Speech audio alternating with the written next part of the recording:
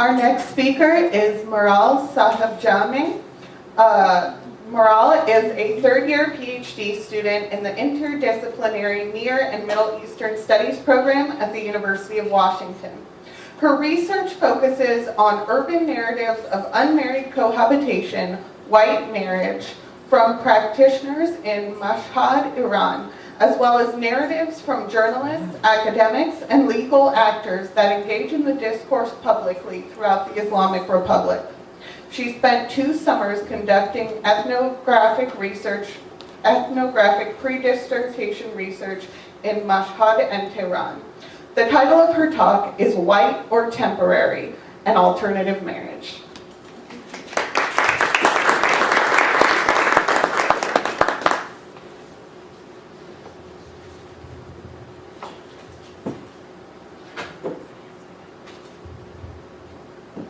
In Iran, we have more than just white marriage. Marriages come in a spectrum of colors, was the final statement that a Mashhad-based attorney offered at the conclusion of my interview with her.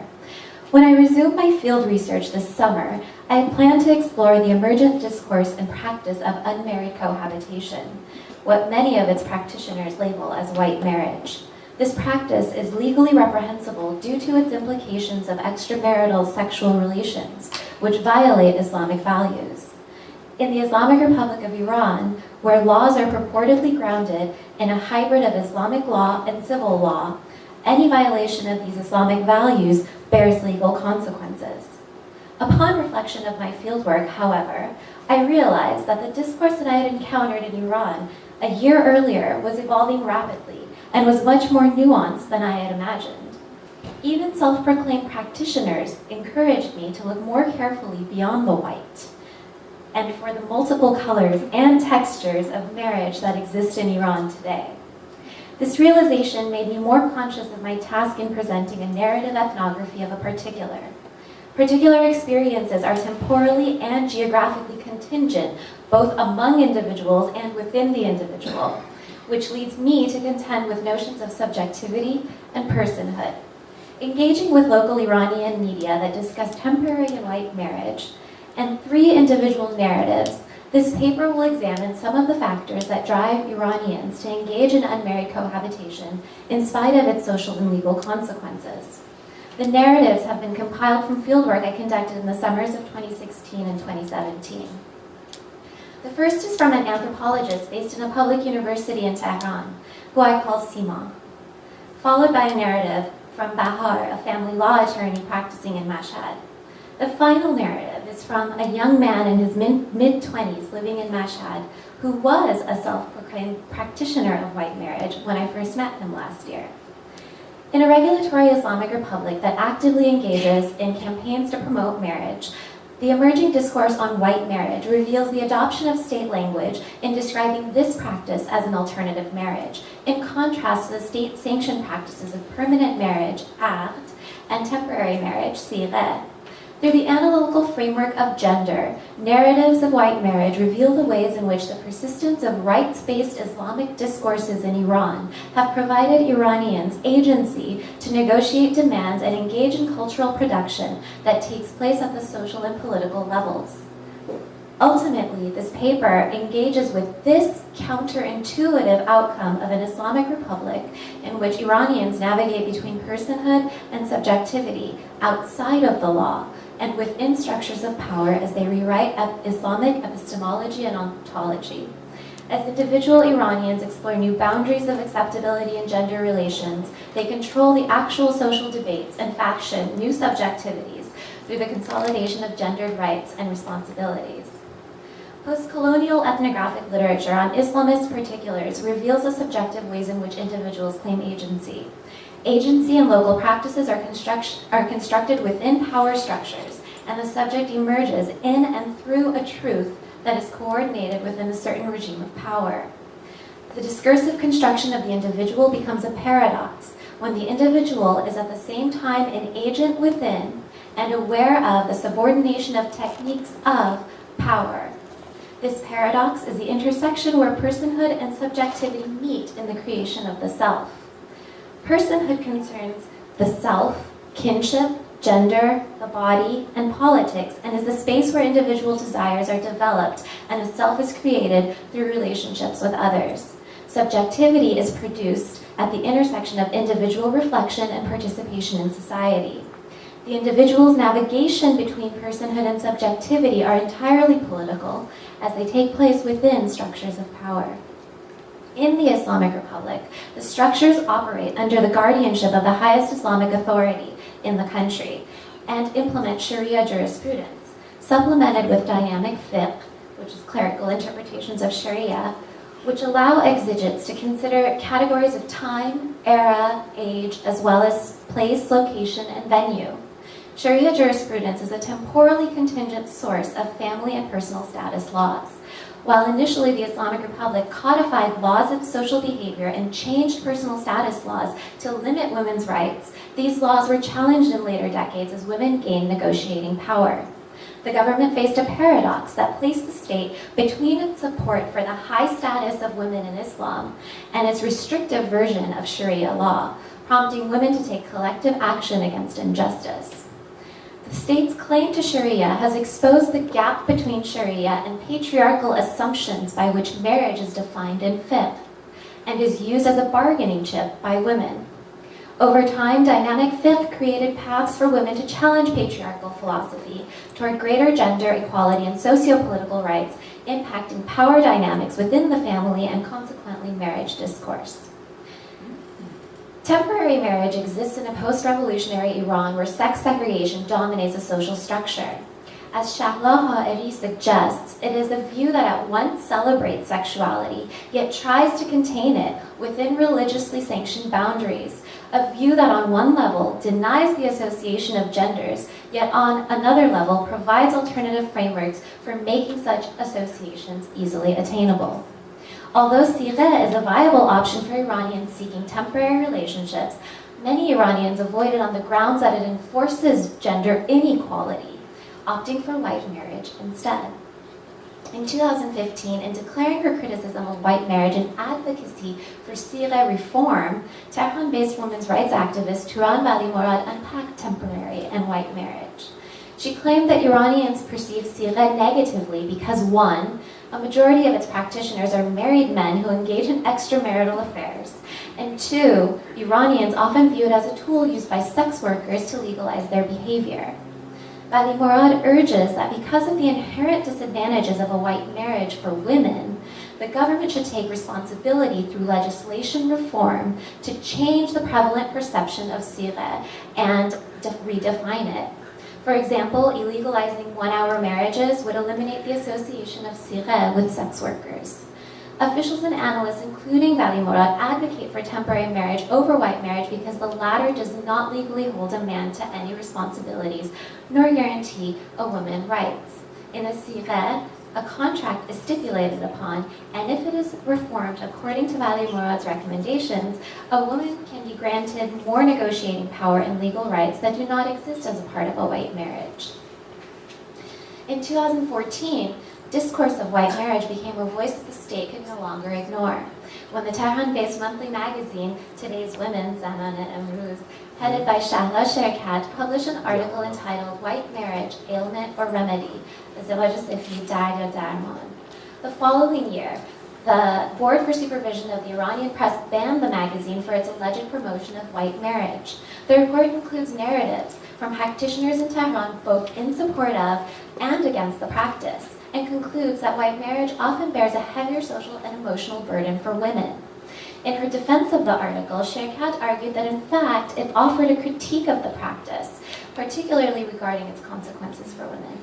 Still, the head of the Office of the Supreme Leader issued a public statement condemning Zanane Emruz's promotion of unmarried cohabitation as shameful and contradictory to Islamic values. A post-Islamist state that dedicates a division of law enforcement to upholding good and forbidding evil is forced to reevaluate its engagement with contemporary social demands. The response of the Office of the Supreme Leader to the report by Zanane Emruz is telling of the contention prevalent in this discourse. I will now turn to the individual narratives, starting with Sima. According to several narratives from women interviewed for the White Marriage Report, social and emotional consequences for women involved in white marriage are far more severe than for men. Seema's reaction, however, she's the anthropologist in Tehran, was, to those who advocate against white marriage because it harms women, we don't have any real statistics. If you're a defender of women's rights, let them make this decision and let their experiences speak to the consequences for them. Highlighting that the increase in unmarried cohabitation is in part due to the increase in the age of marriage for both men and women, Seema added that she believes a white marriage is a very sane approach that couples are taking because it fosters a level of openness and honesty between the couple as well as with their families. In most cases that she has observed, Seema states that this actually occurs in middle-class families, where immediate families are involved in the arrangement of the cohabitation, but keep it hidden from more distant relatives and friends for the sake of saving Aberu. Finally, Seema tells me, the culture of deceit and concealment is far more damaging to our society than a white marriage, implying that white marriage is an avenue for greater transparency for a healthier society. In my discussion with Bahar, a practicing family attorney who also conducts legal research at the main university in Mashhad, I repeatedly heard that the leading reason why young people engage in white marriage is because they are bimasuliyat, irresponsible or lacking responsibility. In addition to young men wanting to avoid financial responsibility, the unreasonable expectation of lavish weddings, as Mary discussed in her presentation, is still a deterrent for marriage more than ever before. According to Bahar, a sireh may benefit a woman more than a white marriage because ultimately a legal contract can potentially hold men legally accountable to an agreement, whereas a white marriage has no such guarantee. Bahar is not an advocate for sireh, but given its alternative of white marriage, she recommends it. After our discussion of sireh, Bahar also informed me that there is an emergence of younger men marrying wealthy older women. The women are usually professionals, and the young men do not have the means to marry a woman who they are expected to be financially responsible for. I will now turn to my last narrative, from Hadi, a now 26-year-old man who lives in Mashhad and runs a hipster coffee shop with his business partner. When I first met him last year, Hadi explained to me that he was going to begin a white marriage with his girlfriend. I asked Hadi why not just officially marry her, given that he had a stable income and his own apartment.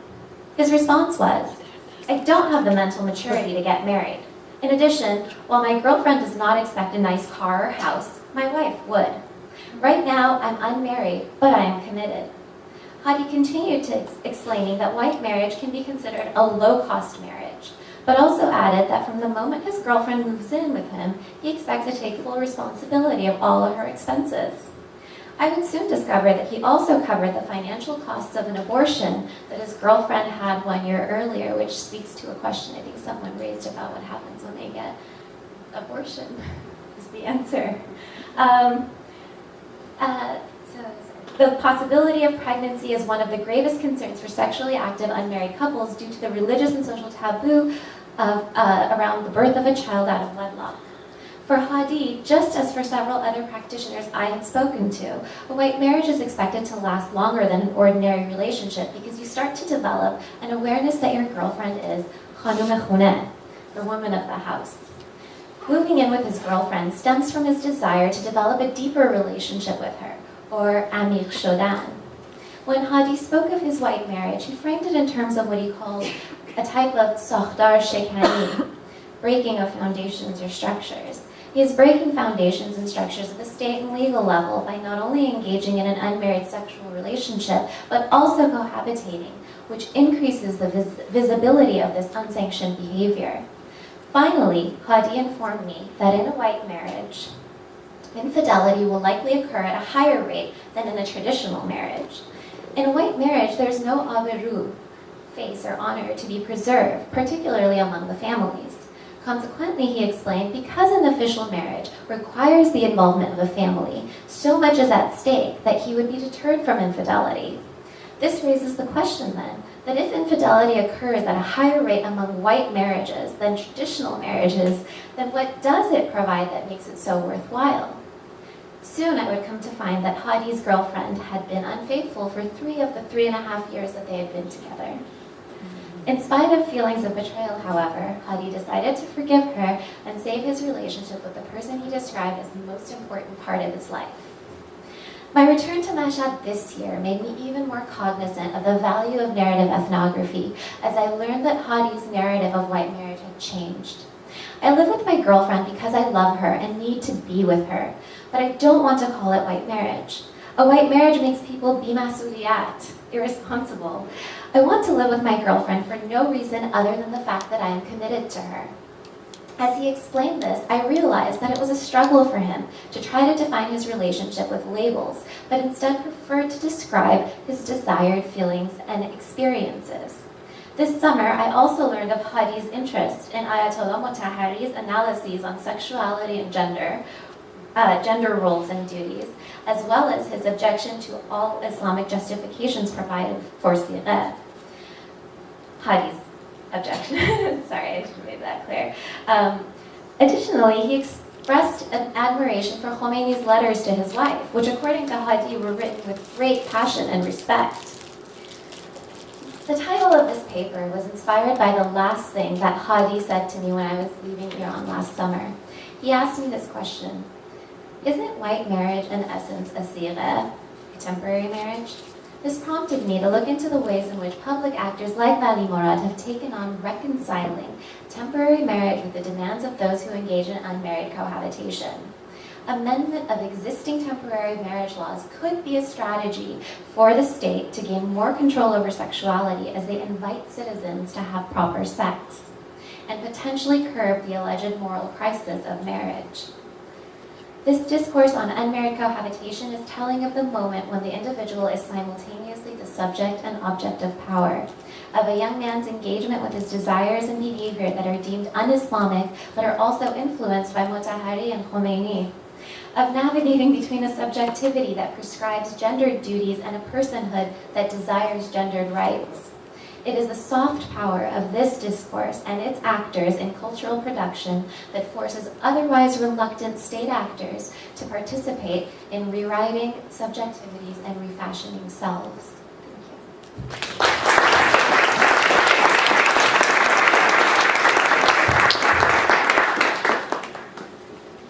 Thank you to our panel for those excellent presentations. We have about 10 minutes. I'll follow what our other chairs have done and collect 3 questions and then turn it over to our panelists. Does anyone have a question? Nobody has. No one has. Do you have a question? Okay, here you go. My question is about Torange and how it's been advertised to bring about information and awareness to others who would use this app. Thank you. Other questions? Yes.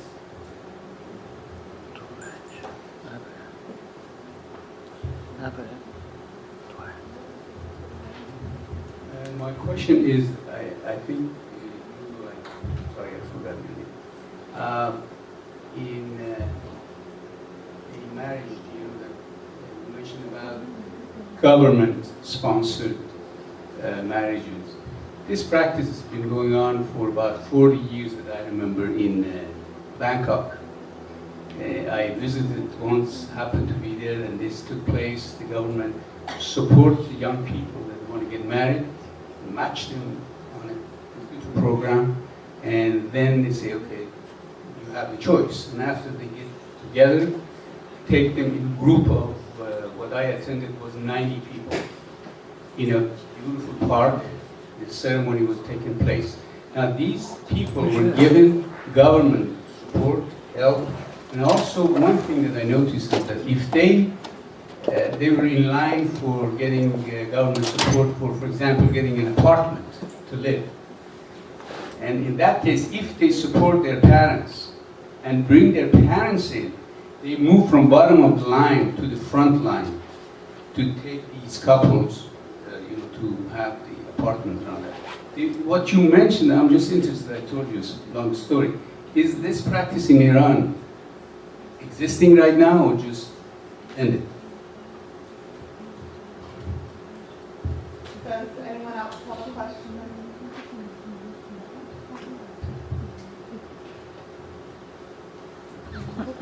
I don't know who would know it up there, but just in general, I was wondering what the divorce rate in Iran is today.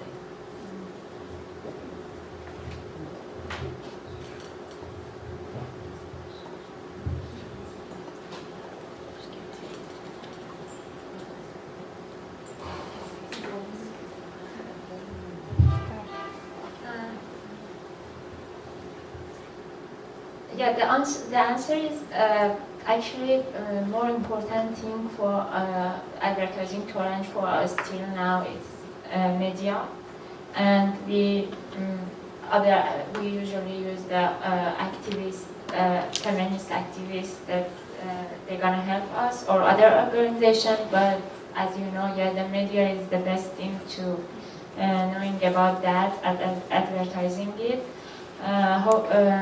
Fortunately, we get good coverage in Iranian media or also here in Forbes, Vice and Forbes magazine. So yeah, we get 40,000 downloaded till now, and hopefully we can get more. Thank you.